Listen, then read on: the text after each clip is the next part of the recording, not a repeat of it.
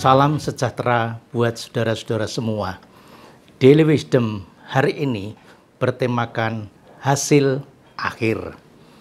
Saudara, dalam kehidupan kita dari muda sampai tua, apapun yang kita lakukan tidak lepas dari program. Nah, di dalam program itu tentu ada yang namanya perencanaan, ada proses, dan ada hasil akhir. Kadang-kadang yang kita pikirkan itu adalah hasil akhirnya.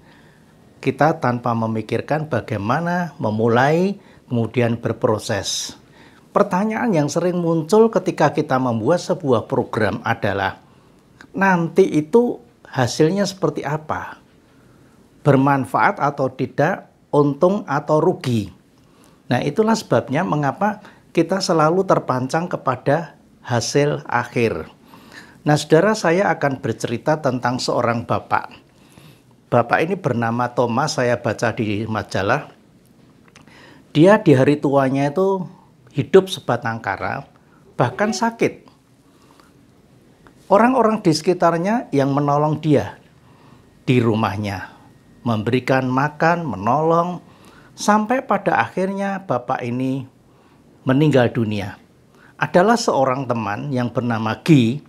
Bapak ini baik sekali. Dia seperti saudara sendiri menolong Bapak Thomas itu sampai Bapak Thomas itu wafat dan menguburkannya tentu bersama dengan orang sekampungnya.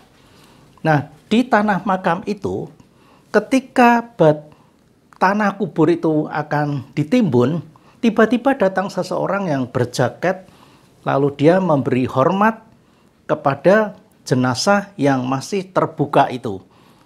Belum ditutup tanahnya. Dia memberi hormat, lalu kemudian dia pergi. Nah, saudara, menarik sekali, Pak G ini kemudian mencoba untuk mendatangi. Siapa orang ini kok sampai memberi hormat? Apakah Bapak Thomas ini dulu seorang militer? Ternyata tidak. Pak G ini bercerita bahwa yang mengubah hidupnya itu adalah Pak Thomas ini. Dia bercerita, ketika saya masih kanak-kanak, saya nakalnya bukan main. Saya dimasukkan ke sekolah minggu dan Pak Thomas ini dengan sabar mendampingi saya, mengajar saya, memberitahukan kepada saya jalan-jalan Tuhan. Nah, akhirnya saya menjadi seperti ini. Nah, kemudian dia membuka jaket. Apa yang tertulis? Di sini ada tanda-tanda pangkat menunjukkan bahwa dia itu ternyata seorang brigadir jenderal. Dia memberi hormat di depan jenazah sebelum tanah ditimbunkan ke situ. Saudara, Pak Thomas tidak pernah memikirkan hasil akhir. Dia terus berproses sampai akhirnya membentuk salah satunya adalah brigadir jenderal yang memberi hormat tadi. Nah, untuk itulah saya mau membaca sebuah ayat saja. Pengkhotbah 11 ayat 6. Pengkhotbah 11 ayat 6. Firman Tuhan mengatakan demikian. Taburkanlah benihmu pagi-pagi hari, dan janganlah memberi istirahat kepada tanganmu pada petang hari. Karena engkau tidak mengetahui apakah ini atau itu yang akan berhasil, atau kedua-duanya sama baik. Firman Tuhan ini memberi hikmat apa kepada kita dengan tema hasil akhir? Yang pertama, saya mau mengatakan bahwa kehidupan kita sebagai orang-orang Kristen tidak bisa dilepaskan dengan kasih dan karya nyata. Kasih dan karya nyata. Kita tidak bisa hanya mengatakan kasih, kasihan, tetapi apa buktinya? Apa karya nyata kita kalau kita ini adalah seorang Kristen? Dan mungkin lebih baik kita mempertanyakan, apa hasil akhir dari seorang Kristen? Apa hasil akhir dari seorang anak Tuhan? Apa hasil akhir dari saya setia sampai hari tua saya?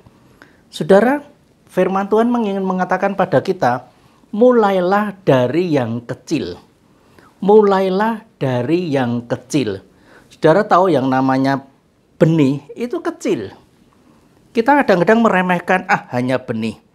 Tetapi justru benih ini, kalau hanya di tangan kita, dia tidak akan bisa apa-apa. Benih ini harus ditabur.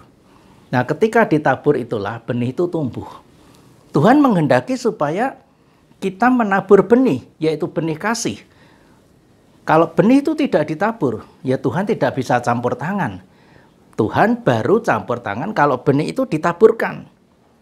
Dimulailah dari yang kecil, yang sederhana, yang mungkin menurut orang lain kok hanya begitu. Tapi di tangan Tuhan sebutir benih, dia akan menjadi sebuah pohon yang besar. Dan Tuhan mengatakan dalam firman-Nya, taburkan benihmu pagi-pagi hari. Kenapa pagi-pagi?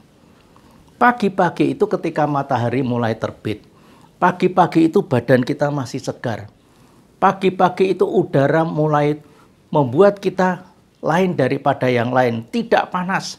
Tetapi ketika nanti panas datang, benih itu sudah ada di dalam. Jadi tidak layu. Pagi-pagi sesegera mungkin. Atau dengan kata lain demikian. Jangan menunda-nunda untuk menabur kasih. Sekarang juga waktunya. Ketika kita masih diberi kesempatan hidup oleh Tuhan.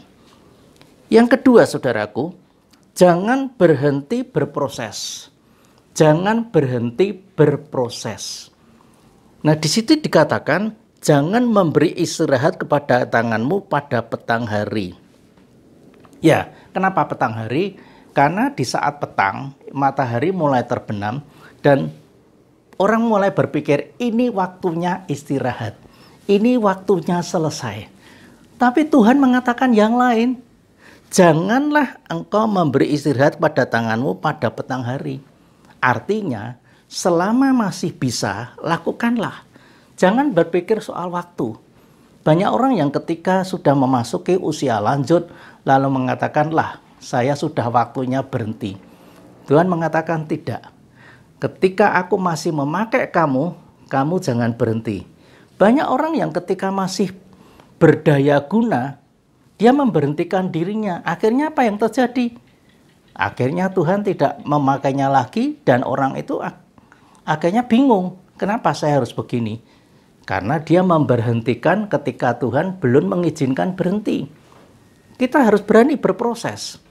Dalam arti kita tunjukkan kasih kita dalam karya nyata kepada orang lain. Seperti Bapak Thomas tadi, dia terus berproses. Dia tidak peduli bahwa yang namanya anak sekolah minggu itu nakal. Terus dibina sampai akhirnya jadi. Dan yang terakhir, saudara, hasil akhir itu urusan Tuhan. Apakah Pak Thomas pernah berpikir bahwa anak-anak saya sekolah minggu ini nanti akan begini? Tidak. Yang penting dia menabur. Dia berproses. Sampai ketika dia sudah tidak kuat, dia berhenti sebagai guru sekolah minggu. Hasil akhir itu urusan Tuhan. Yang kita lakukan sekarang adalah berproses.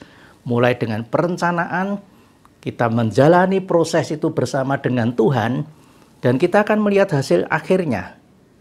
Apa yang mau Tuhan tunjukkan kepada kita dan orang-orang di sekitar kita. Yang ingin Tuhan tunjukkan adalah karya nyata dari kasih kita. Karena kasih kita berasal dari kasih Allah. Sehingga dengan demikian semua akan melihat bahwa di dalam hidup kita ada Kristus yang bekerja. Catatan untuk kita hari ini adalah hasil akhir dari hidup beriman kepada Tuhan Yesus adalah bagaimana kita berproses dalam kasih dan karya nyata. Bukan hanya penampilan saja, kelihatannya penampilannya oke. Tapi kita tidak berproses.